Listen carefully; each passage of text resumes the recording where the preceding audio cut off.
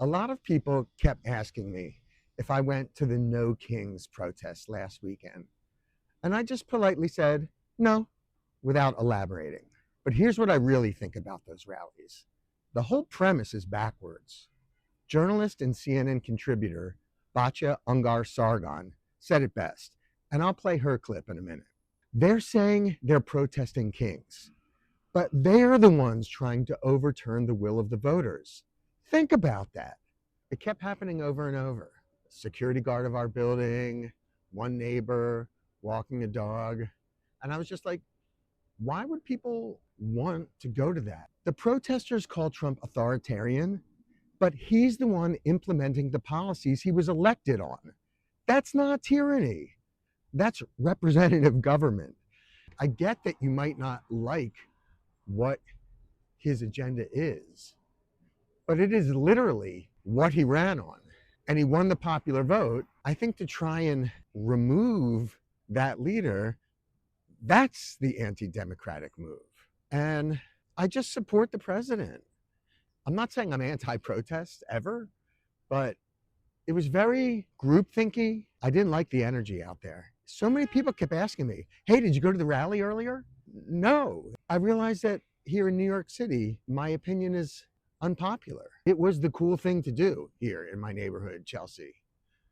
But I guess I'm a dork.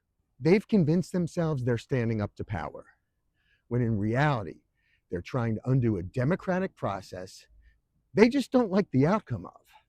Even if he's not for every policy that I would be for domestically, he's for sure every policy that I'm for foreign policy-wise. And I just feel that he's making the world safer with what he's doing in the Middle East. And domestically, I don't support mobs of left-wing people trying to say that Western civilization is bad and that our way of life is bad. I think our way of life is good. It's always shocking to me that I really align now with the conservative viewpoint, but it's like, I do. The transition is complete. So when people ask me, why didn't you go? I just skip the debate, because how do you explain that demanding the removal of an elected leader isn't the defense of democracy? It's the opposite. I don't want to get into it with them. I just kept it to myself. So no, I didn't go, because protesting a president for keeping his promises isn't saving democracy. It's mocking it. But I also got to say, conservatives watching my feed, thank you for being here. Obviously, this video is for you. But I have blue hair. Get over it. Stop stereotyping people.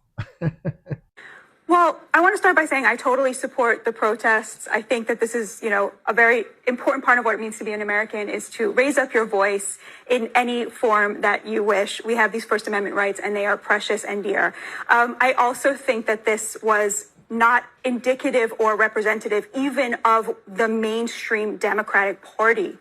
These protests were overwhelmingly white. They were overwhelmingly elderly people, older people. Now, again, white boomers have the right to have a mass therapy session about the fact that Donald Trump won. But to call it a no kings protest, to act like he is a king is so utterly preposterous.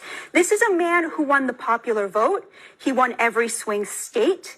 He is a person who is enacting the exact agenda he promised he was going to enact while he was campaigning.